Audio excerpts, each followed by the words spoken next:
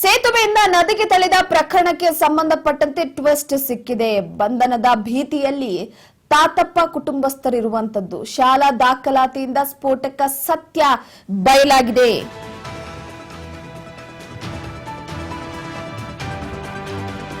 ಒಂದು ಹೈಡ್ರಾಮಾ ನಡೆದಿತ್ತು ಬ್ರಿಡ್ಜ್ ಬಳಿ. ಪತ್ನಿಯೇ ನನ್ನನ್ನ ನದಿಗೆ ತಳ್ಳಿದ್ದಾಳೆ ಅಂತ ರಾಜ್ಯದಾದ್ಯಂತ ಸುದ್ದಿಯನ್ನ ಮಾಡಲಾಗಿತ್ತು. ಎಲ್ಲರೂ ಕೂಡ ಆಕೆಗೆ ಚೀಮಾರಿಯನ್ನ ಹಾಕಿದ್ರು. ಸೊ ಈಗ ಸೇತುವೆಯಿಂದ ನದಿಗೆ ತಳ್ಳಿದ ಪ್ರಕರಣಕ್ಕೆ ಒಂದು ಟ್ವಿಸ್ಟ್ ಸಿಕ್ಕಿದೆ. ಅದು ತಾತಪ್ಪ ಕುಟುಂಬಸ್ಥರು ಬಂಧನದ ಭೀತಿಯಲ್ಲಿರುವಂತದ್ದು. ಅದು ಯಾವ ರೀತಿ? ದಾಖಲಾತಿಯಿಂದ ಸ್ಫೋಟಕ ಸತ್ಯ ಬಯಲಾಗಿದೆ.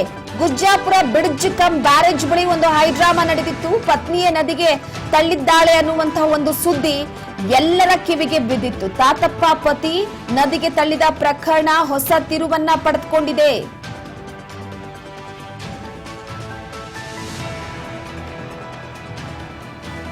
ಸೊ ಪತಿಯೇ ಪತ್ನಿಯ ವಿರುದ್ಧ ಸಾವಿನ ಬಗ್ಗೆ ಆರೋಪವನ್ನ ಮಾಡಿದ್ದ ಆತ. ಪೊಲೀಸ್ ಠಾಣೆಗೆ ದೂರನ್ನ ನೀಡದೆ ರಾಜಿ ಸಂಧಾನವನ್ನ ಮಾಡಿಕೊಳ್ಳಲಾಯಿತಾ. ಸಂಧಾನದ ಮೂಲಕ ವಿವಾಹ ವಿಚ್ಛೇದನ ಪತ್ರಕ್ಕೆ ಸಹಿಯನ್ನ ಹಾಕಲಾಗಿದೆ. ಡಿವೋರ್ಸ್ಗೆ ಸಹಿಯನ್ನ ಹಾಕಿರುವಂತದ್ದು. ಇದು ಕಂಪ್ಲೇಂಟ್ ಆಗ್ಬೇಕಾಗಿತ್ತು ನೋಡಿ, ಯಾಕಂದ್ರೆ ಇದು ಕೊಲೆ ವಿಚಾರ. ಇದು ಆತ ಪುಣ್ಯ, ಆತನಿಗೆ ಈಜು ಬಂದಿತ್ತು. ಸ್ವಿಮ್ ಮಾಡುವ ಮುಖಾಂತರವಾಗಿ ತನ್ನ ಪ್ರಾಣವನ್ನ ಉಳಿಸ್ಕೊಂಡಿದ್ದ. ಈ ಭಾಗದಿಂದ ಆ ಭಾಗದಲ್ಲಿ ನಿಂತು ಕಿರ್ಚಾಡ್ತಾ ಇದ್ದ. ನನ್ನನ್ನ ಕೊಲೆ ಮಾಡೋದಕ್ಕೆ ಪ್ರಯತ್ನ ಪಟ್ಲು, ಬಾ ನಿನ್ನ ಫೋಟೋ ತೆಗಿತೀನಿ ಅಂತ ಕರೆದುಕೊಂಡು ಬಂದು ಬ್ಯಾರೇಜ್ ಮೇಲೆ ನಿಲ್ಲಿಸ್ಬಿಟ್ಟು ನನ್ನನ್ನ ತಳ್ಳಿಬಿಟ್ಲು ಅಂತ. ಅದಾದ ನಂತರವಾಗಿ ಆತ ಬೇರೆಯವರ ನೆರವಿನಿಂದ, ಅಲ್ಲಿನ ಸ್ಥಳೀಯರ ನೆರವಿನಿಂದ ಹೇಗೋ ಈಜ್ಕೊಂಡು ಮೇಲೆ ಬಂದ. ಸೊ ಅವನ ಪುಣ್ಯ ಬಚಾವಾಗಿದ್ದ. ಅದಾದ ನಂತರವಾಗಿ ಮೇಲೆ ಬಂದ ಮೇಲೆ ತನ್ನ ಇಡೀ ಕುಟುಂಬಸ್ಥರಿಗೆ ಸುದ್ದಿಯನ್ನು ತಿಳಿಸ್ತಾನೆ. ಈ ಒಂದು ವಿಚಾರ ಇಡೀ ರಾಜ್ಯದಾದ್ಯಂತ ಸದ್ದು ಮಾಡಿತ್ತು. ಈಗ ಸಂಧಾನದ ಮೂಲಕ ವಿಚ್ಛೇದನ ಪತ್ರಕ್ಕೆ ಸಹಿ ಹಾಕಲಾಗಿದೆ. ಕೇಸ್ ಮುಚ್ಚಿ ಹಾಕೋದಕ್ಕೆ ಯತ್ನಿಸಲಾಗಿದೆ ಅಂತ ಅಸಲಿ ಎತ್ತು ಬಯಲಾಗಿದೆ. ವಿಚ್ಛೇದನ ಹಿಂದಿನ ಕಾರಣವನ್ನ ಕೇಳಿ ಬೆಚ್ಚಿ ಬಿದ್ದಿದ್ದಾರೆ ಸ್ಥಳೀಯರು. ನಿಜವಾಗ್ಲೂ ಕೂಡ ಶಾಕ್ ಆಗ್ತೀರಾ. ಈ ಒಂದು ಪ್ರಕರಣದ ವಿಚಾರಕ್ಕೆ ಸಂಬಂಧಪಟ್ಟಂತೆ ಬಾಲ್ಯ ವಿವಾಹ ಕಾಯ್ದೆಯ ಅಡಿಯಲ್ಲಿ ಕೇಸನ್ನ ದಾಖಲು ಮಾಡಿಕೊಳ್ಳಲಾಗಿದೆ. ಬಾಲ್ಯ ವಿವಾಹ ನಡೆದಿರುವ ಸ್ಫೋಟಕ ಅಂಶ ಬೆಳಕಿಗೆ ಬಂದಿದೆ ನೋಡಿ.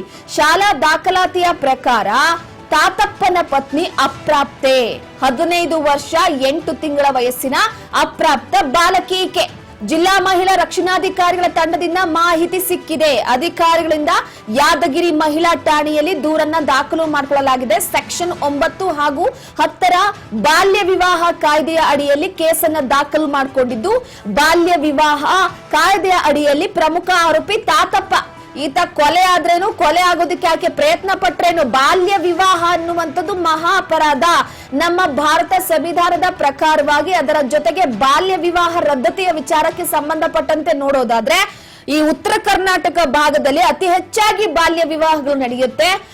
ತಾತಪ್ಪನಿಗೆ ವಯಸ್ಸೆಷ್ಟು ಅಂತ ಗೊತ್ತಿಲ್ಲ. ಸದ್ಯಕ್ಕೆ ಬಾಲ್ಯ ವಿವಾಹದ ಪ್ರಮುಖ ಕಾಯ್ದೆ ಅಡಿಯಲ್ಲಿ ತಾತಪ್ಪ ಆರೋಪಿ ಆಗಿದ್ದಾನೆ. A2 ಆರೋಪಿ ತಾತಪ್ಪನ ತಾಯಿ A3, ಅಪ್ರಾಪ್ತಿಯ ತಾಯಿ. 3 ವಿರುದ್ಧ ದೂರಿನ ಬೆನ್ನಲ್ಲೇ ಬಂಧನದ ಭೀತಿ ಈಗ ಇವರಿಗೆ ಶುರುವಾಗಿರುವಂತದ್ದು. ಯಾಕಂದ್ರೆ ಬಾಲ್ಯ ವಿವಾಹ ಮಾಡ್ಕೊಳ್ಳುವ ಹಾಗೆ ಇಲ್ಲ ನೋಡಿ. ಆಕೆಯನ್ನ ಗಮನಿಸಬಹುದು. ಆಕೆಗೆ 15 ವರ್ಷ, ಇನ್ನು 18 ವರ್ಷನೂ ತುಂಬಿಲ್ಲ, 15 ವರ್ಷ.